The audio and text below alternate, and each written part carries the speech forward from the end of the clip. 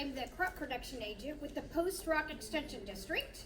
How many know where the Post Rock Extension District is? Raise your hands. Okay. One person, two people. Okay, we are up in north central Kansas. We aren't western Kansas like everybody thinks, okay? Anything west of Manhattan is not western Kansas, okay?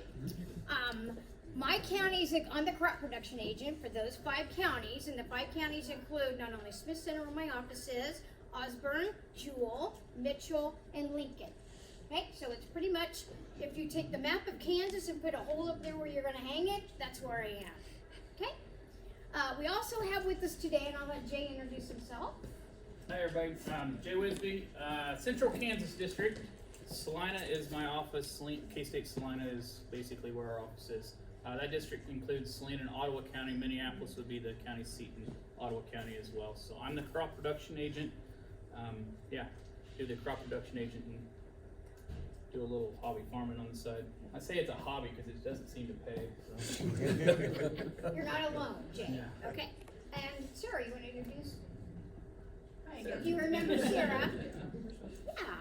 So, you guys have been really good troopers today. Okay, I know this is a really long day, but we really appreciate the attendance and everything, especially in these sessions too. But we did listen to you in some of the past ones, so we've actually, I think the last 4 or 5 years, we've broken it up in the afternoon and had you have different breakout sessions instead of having one big group session. So I think we've heard good comments in that, so we wanted to thank you for letting us know that. If you remember this morning, Sarah, in her presentation, mentioned about the scrutiny of chemicals and what's going on with that, and what the government's doing and all that, especially with atrazine. So what do you think the biggest factor is when it deals with herbicides on effectiveness and absorption of that product? Adjutant. Adjutant, all right, or Yay. Surfactants, that's why we're here. Front row. Okay, so hopefully you could read the title on your handout there. So yes, there are many more factors, okay? But you're gonna learn a little bit more about adjuvants or surfactants today. Also, Marita from Brazil this morning, she also gave a presentation and showed you some little yellow cards. It may have been hard to tell on her presentation slides on what she was talking about on the different effectiveness when they did studies and things. Well, we're going to have those yellow cards here for you in person.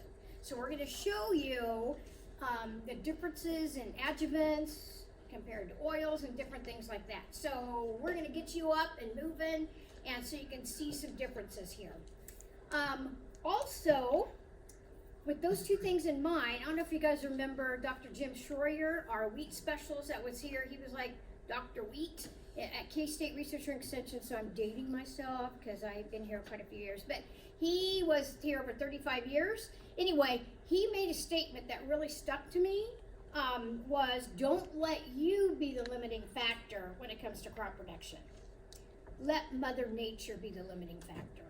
Okay, so this could come with adjuvants, it could come with weed control, so that covers a lot of different broad topics. So we're gonna get you educated about surfactants. You may already know it, and if you do, this will be a great review for you.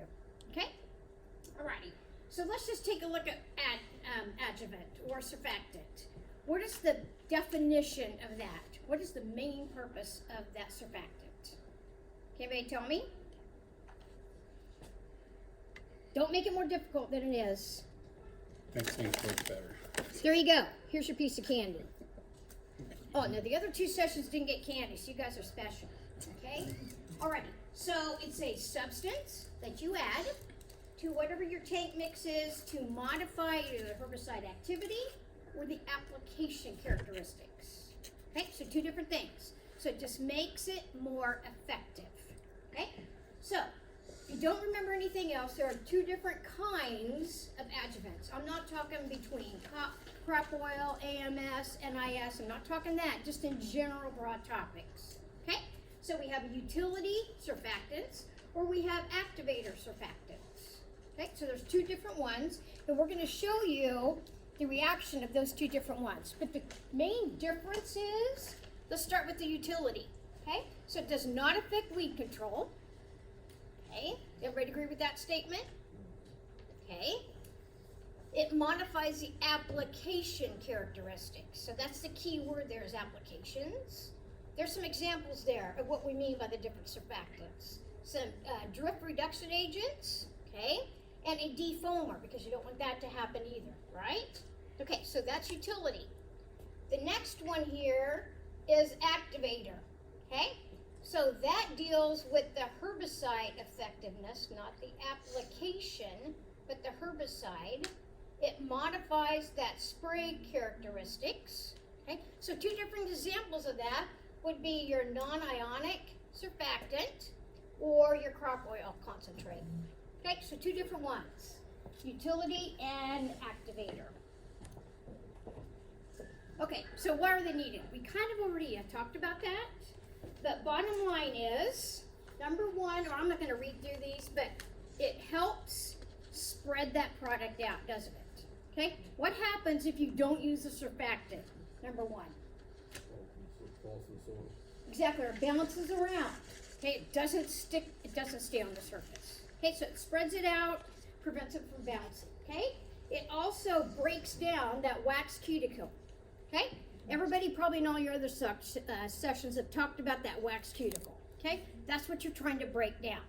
Because what do you want that chemical to do? Get inside the plant, get inside the leaves. Okay, that's what's going to be the most effective. Okay, also dissolves that herbicide with your solution. Okay, so you want it to do that. You want that to dissolve. Okay, and lastly, it's going to change your pH. Is pH important when it comes to herbicides? Absolutely. And Jay's going to kind of get more into that as far as acid and an alkaline. Okay, so if it's less than 7, is that acid or alkaline? That's acid. Okay, so if you remember chemistry back 30, 35, 40 years ago, if it's above 7, that's alkaline, right? Okay. So, this is another statement. Hope you all agree with this. They do not have herbicide activity when applied alone, correct? Okay, it's going to do, but it helps. You got to mix it with the herbicide to make it effective. Okay, I'm going to turn it over to Jay.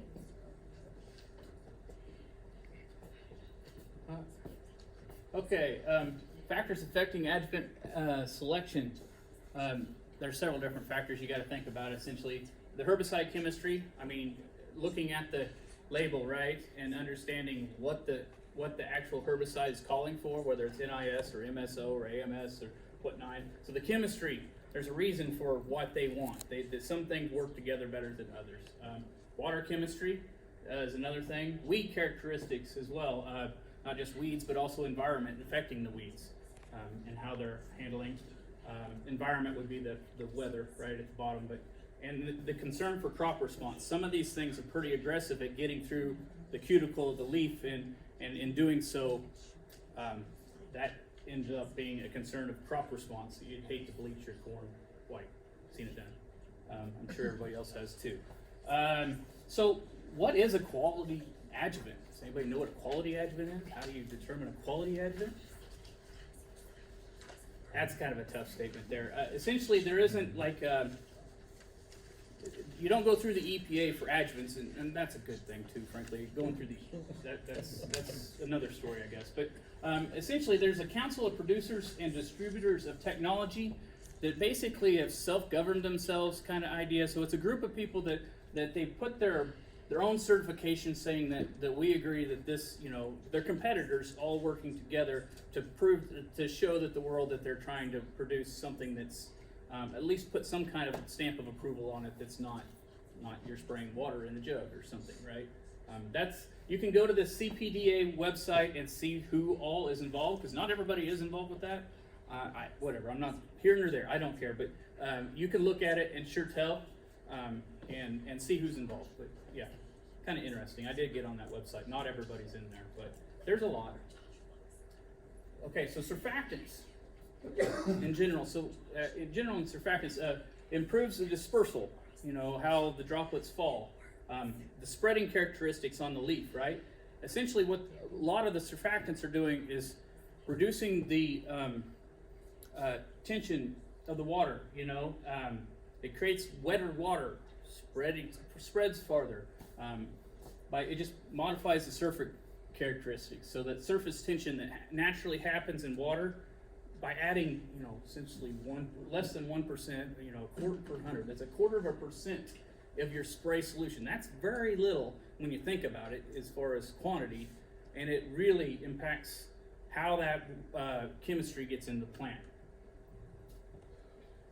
There's different kinds of surfactants. We, you know, talk about surfactants, I kind of tend to think of, I mean, that's in general surfactants, NIS, you know, you name it. There's other kinds though as well. Oils, so crop oil concentrate, methylated seed oil, those oils, right? The reason for oils is to soften the waxy cuticle. Waxy leaves don't tend to absorb very well. And we really have a real small time frame for when you apply it to the plant before that droplet is either going to go into the plant or get volatilized off. So you kind of, by using some of these, you're getting it into the plant faster and try to kill the weed, right? That's the whole goal. But the drawback on oils essentially is the potential for increased crop injury. As you get more aggressive with different products that are more aggressive, that's the catch-22, right? There's actually a little research on the mechanisms of the action, so I'm not a researcher, but they haven't figured out the actual mechanism, so that's kind of wild in my opinion, but they do work, and I think you guys know that as well. They do work. So AMS, really one of the main uses of AMS, ammonium sulfate, right, is it alters the pH. It brings the pH down, and that helps. It really helps the plant absorb the water droplet. Essentially, that is really the lowering of the pH helps. And there's actually some other adjuvants that are just acidifying agent, but that's one of the main features of AMS. Another one, it takes into account for water impurities. So calcium. Everybody have hard water here? Nobody has hard water in Kansas, right? Yeah, everybody has hard water. I'm thinking. There's a lot of calcium everywhere, and calcium prevents the for example, here's glyphosate, right? Prevents it from getting into the plant, and if you can disperse the calcium by having AMS in the tank, that's a big hurdle. It's a really big hurdle in getting effective chemistry. So jar test. How many people know what a jar test is? I'm guessing this isn't the first time you've ever heard of a jar test. Anybody? Show of hands. Show of hands. How many people have heard of it? How many people have actually done a jar test? Hey, there's two. We got two. Very high. You need to give them a piece of candy. Yeah, there we go. There's only for one piece. Oh, well, there you go. Have you done a jar test? There you go. So, He did over what? here. Everybody understands what a jar test is. Is there another one? I'll toss the candy at you. I'll throw things. I don't Somebody have a else problem. had their hand up. Anyway, so the idea, right? You're doing a jar test, so you're not doing a tank test, right? It's much easier to have a problem in a quart than it is to have a problem in 1,000 gallons. Has anybody wished they would have done a jar test? Has anybody had that one? There's a yes. That's why I did it. Yeah. If you've been there, done that, and will never forget the story. Like anybody that wishes they've had done a jar test knows why you do a jar test. If there's any question, I mean, the one that always comes to my head is there's certain kinds of 2,4-Ds that don't blend with everything, right? You don't want to see cottage cheese in a tank, and cottage cheese does not go through nozzles very well. I haven't had the privilege of trying to get that out of a tank, but yes.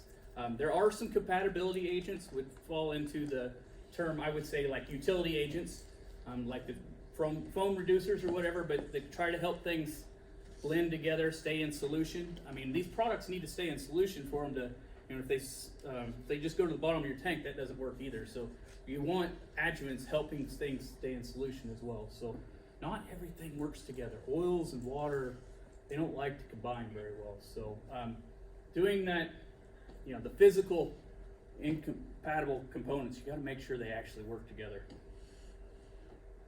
So, and then there's tank mixing order.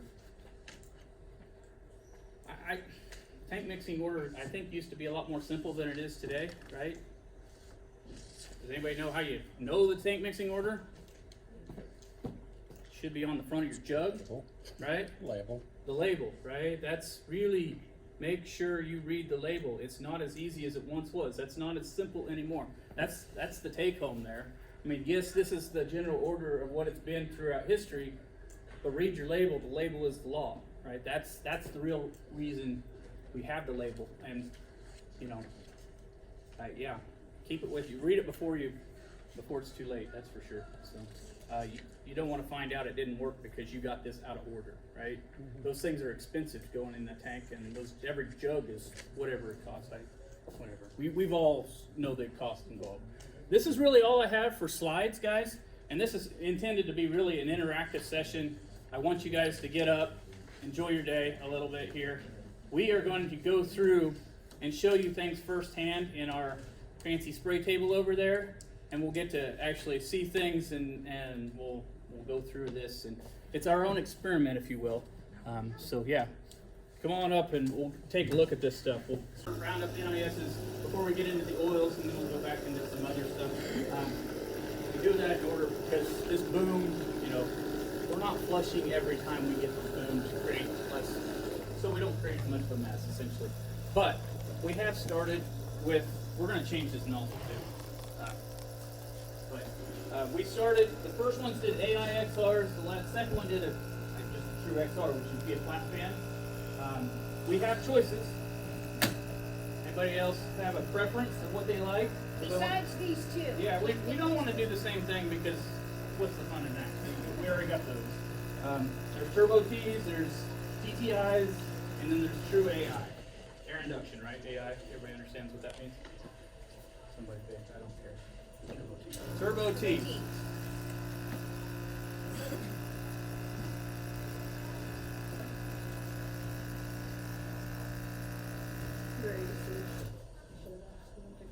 That's right. I'm just trying to see which one. Turbo T.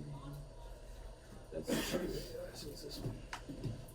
And so we have the other two groups up here on the different surfactants or adjuvants. So when we get one done, you come here and then compare it with your other nozzles up here to see the difference. Okay? So that's what we left these here so you guys can see a comparison. Essentially, it's yardstick with paper on it, and I'm going to walk it through, right? And this is just water, and what do you call it, Sarah? Water absorbing material? Water sensitive paper.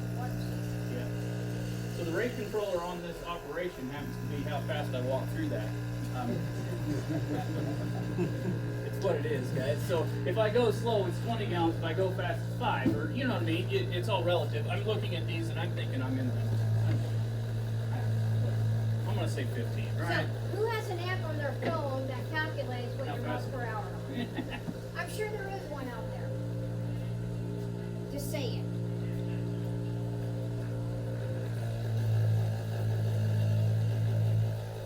Sorry, Jay, we got air in the system. You're not bothering me. So our pressures, you can see here, and we didn't have it very high. You need more water? No. Just need it. Yeah, I just need to get a try. Come on. Come on, bird, come on.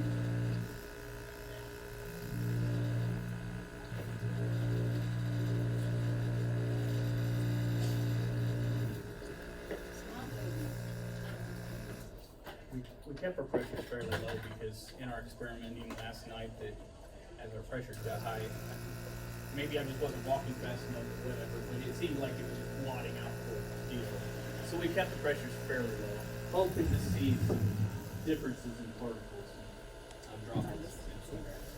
The idea, so when I go through this, if you're going to see differences, it happens quick because this is water absorbing paper. It absorbs the droplets, so if you want to see truly what it does quickly before it, the effect happens pretty quick, so you might want to look quick, I guess.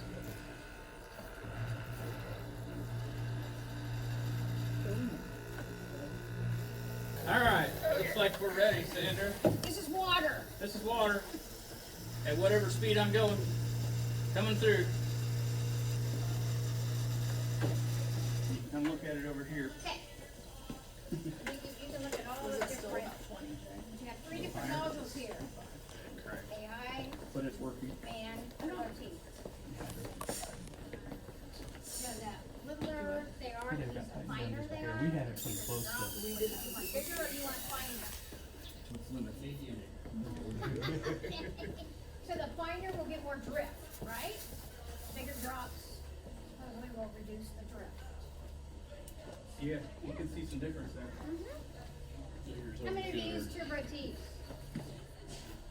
Yeah, Mhm. some, okay. I think that's a fairly common thing. So which one of these would you call fawning medium and rugged coarse?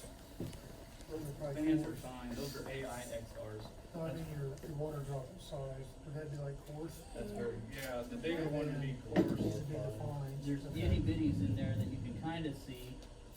And they absorb to the paper, so it kind of spreads out after time too, so Okay. the true fine isn't quite as easy because the paper, I think, overexpresses it a little. It's sensitive, it's what it's supposed to be, it's sensitive. 20 is The first ones were 20, that one just went through at like 25 because we had to mess with it. Sorry. So we tried to keep it maintained, but it didn't, yeah. We're just a little higher now. That's okay, that's okay. We're good. There's nothing wrong with that. Nope. That's pretty realistic in the world too, right? You know, pressures vary as well. So, what AMS next? We next. Roundup? Roundup. Or AMS would work, I don't care.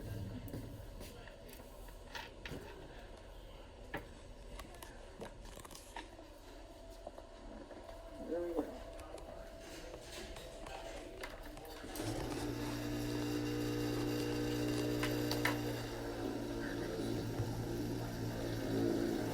There.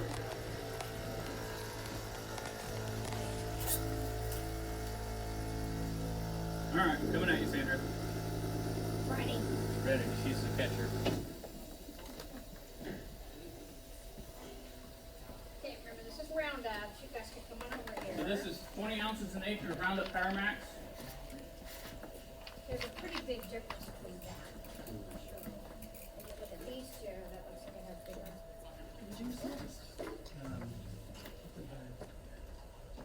Yes, NIS, which is interesting. We use Roundup in a lot of things, right?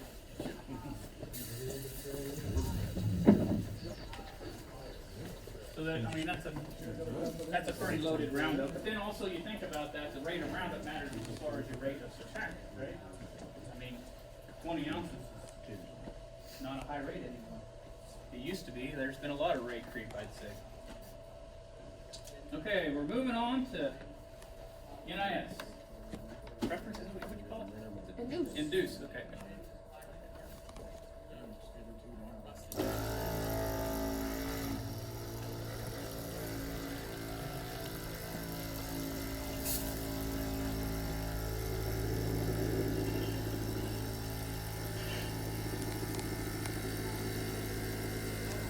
Coming at you.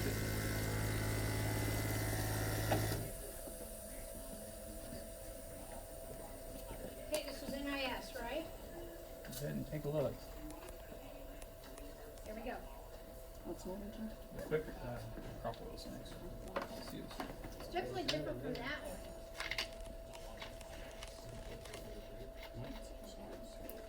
Bigger droplets, that's the main fine there. So, non-ionic surfactants intended to reduce the surface tension, which should be in Roundup as well, but should flatten out that droplet. I think we're seeing it pretty good, actually. I think we're doing, it's showing up like it's supposed to. But yeah. So if you forget it, you messed up.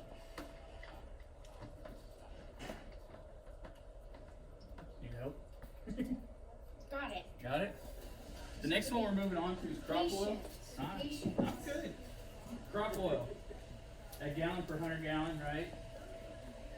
We use crop oil in a lot of things anymore. It seems like we're crop oil. All the oils we're using way more than I remember back in the good old days when Roundup worked on everything.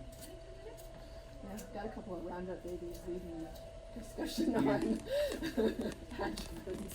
When I got out of college this whole choosing which chemistry to use was, I mean, we tried to push other things, but at the same time, Roundup covered up a lot of, everything died, you know, and if it didn't die, it added a little more, and we just don't have that luxury anymore, so gotta get everything in order at this point. So crop oil is where we're at now.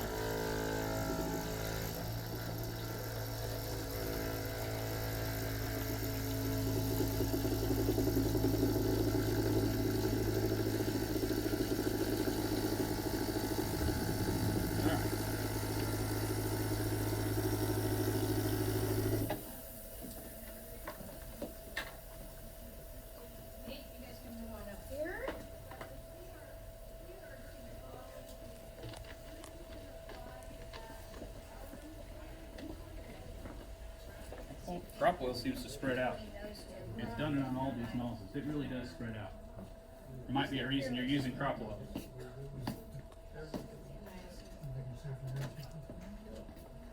I'm trying to maintain it. I'm not trying to, whatever. It is the surfactant. I really do believe I'm staying fairly consistent.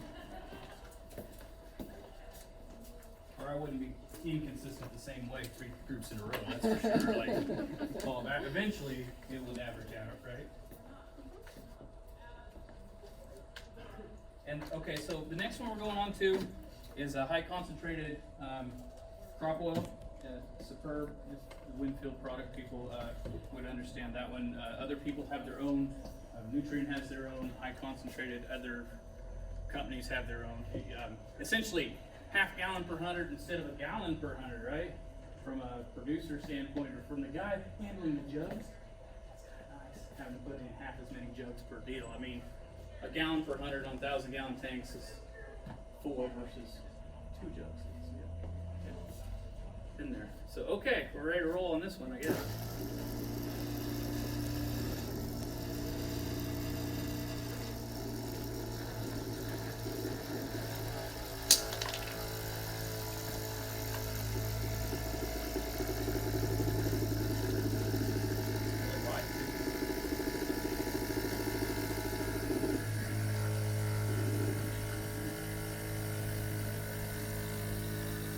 Pressure's going up. All right, let's go. That's going up way higher. Go. Tighten it down. I think that turns you into my Oh, we're breath. getting too late. We're going through. I don't care. Okay. I think she was running out of product there. Yeah. Oh, That was our chance. We had that chance where it was not going to happen at all. We could try. that was Why don't we try water to, if we got water, to clean the system out? So these are the oils. I apologize. The pressure was going up. Our nozzles, or our valve is kind of adjusting. I guess we had to tighten it too. But, so yeah. Superb. We're talking about the rate controller on the screen. So that's what it has to do. As you speed up and slow down, it's adjusting.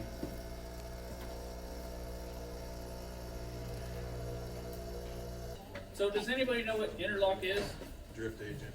A drift agent. What's the purpose of a drift agent? Should be self-explanatory, right? Prevent off movement. Preventing off movement, yeah.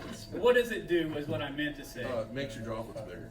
Makes you drop it. So it reduces signs, that's the idea. okay, the 2 kinds of surfactants, which one was it?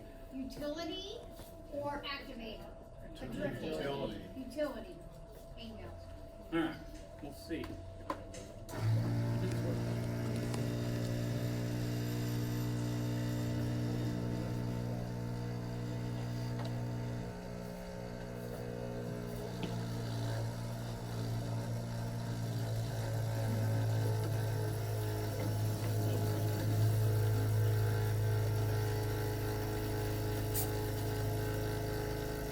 Alright. Coming at you, Sandra. Okay.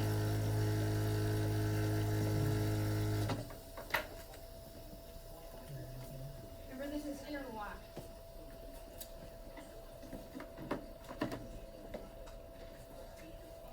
Okay, you guys can come here and look at this. See if you went in the right speed. I was thinking it would. No, it's fine. It's not your fault, it just happens. We should have maybe had more peptide, that's what that's for. Yeah, we should have screwed it up. Last night. It will change a lot when it sits there. Exactly.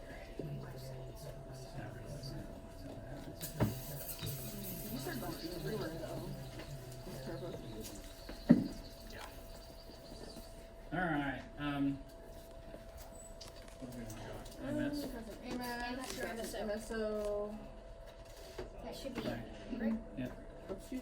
Which one? AMS, since that we did, yeah. What's ammonium sulfate supposed to do? Somebody heard that. What's that? Change the pH.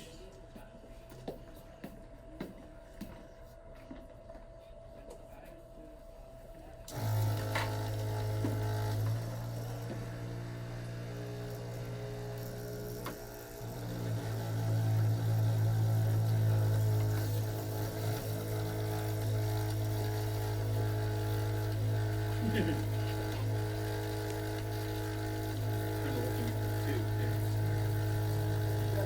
better go. Better go. Gonna be out. We're kind of getting to the last group, so we're trying not to have to mix up more. Okay, EMS. Which it should look like. Right? Ideally, if it all worked out right.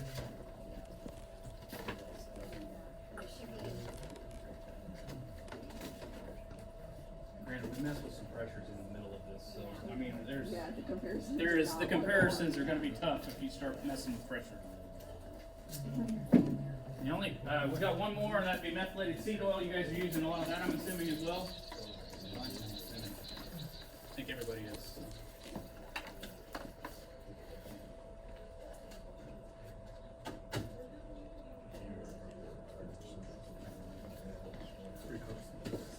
I'd ask you all what your favorite is, but too many of you are selling this stuff, so I don't need to do that.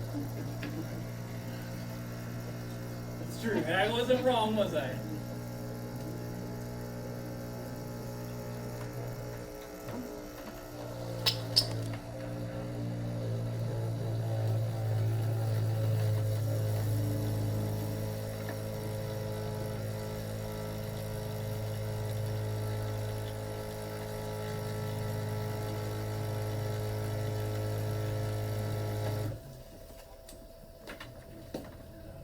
Here's MSO. Okay.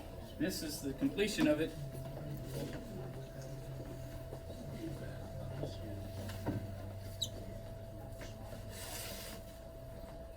Flat fans kind of are unique in their own little spine droplets, you know. But yeah, I'm hoping to see different things. I'm actually surprised about the regular droplet, you know, the gallon per 100 on this. I don't think I'd use that. It really just red. Super D is a drop oil. What's that? Super D, what was it? Super, yeah, that's a superb is what it is. Use less of it for, Yeah, it's a half gallon per 100 versus a gallon per 100, but it's intended that way. That's what they want you to use when it's sold. so you're gonna do one with all of them, because you have to have water, you have to have AMS, you have to have Roundup. Nope. We're not. Okay. I guess you could start resolving it. We'd have the whole mix, Yeah. wouldn't it? We just Form reset. it right to what it's got. But I mean, he mentions that there's a bunch of surfactants that aren't just one surfactant, even in the same jug, right?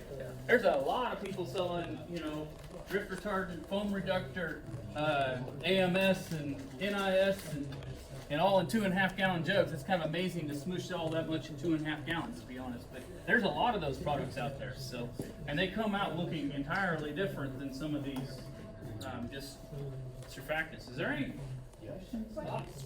What did you learn? Anything? So have any of you seen the table used in a different way, demonstrating nozzle tips? Okay, so we can use different nozzle tips on here as well, and not just focus on, you know, one throughout. And I don't know if you've seen it before, but they shut the lights off. They use a black light, and you can really see the fan, the drop nozzles, and everything. So if you want something like that, just contact Jay or I, and we can get that demonstration out here for you too, using the same table. Another thing that I didn't even mention, I should have started with what we're doing. Notice the yellow nozzles? Oh yeah. That's probably not something you guys are using all the time. These are 2s. What are you guys using for nozzles? Size, most of the time.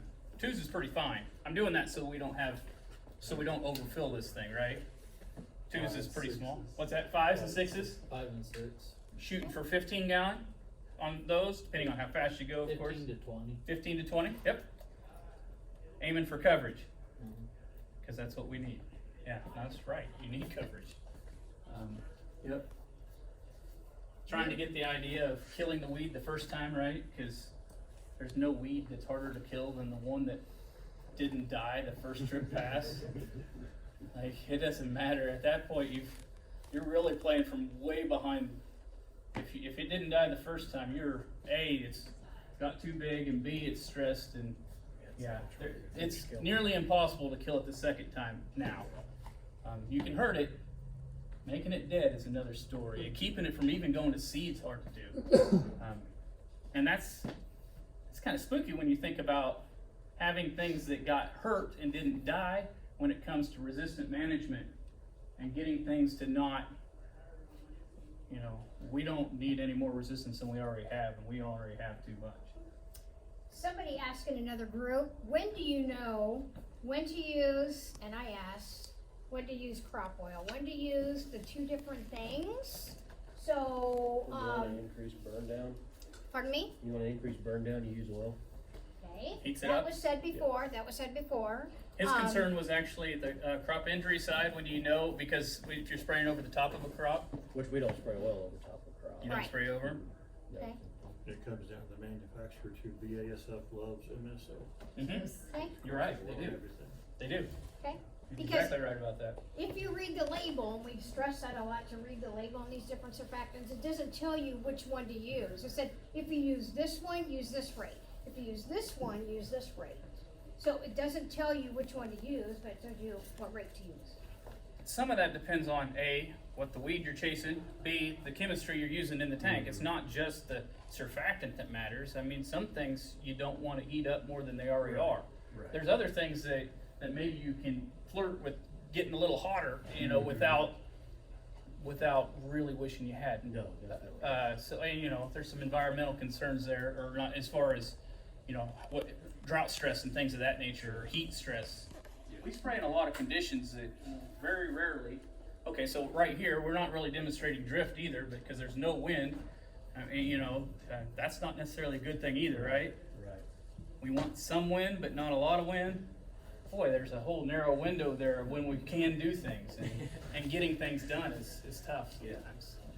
Yeah, because they changed that. What The about other thing I would say on the crop oil versus NIS versus MSO kind of conversation is that, to Jay's point that you've got one shot to kill it, if you're in doubt, I would urge you to strongly consider going up a level in terms of how aggressive your adjuvant is, because there's not a ton of research that is specifically setting out to look at the correlation between crop injury and yield, your herbicide injury and yield, but most of what's out there says that the injury we expect to get is not going to cause economically, it's not going to cause you a loss.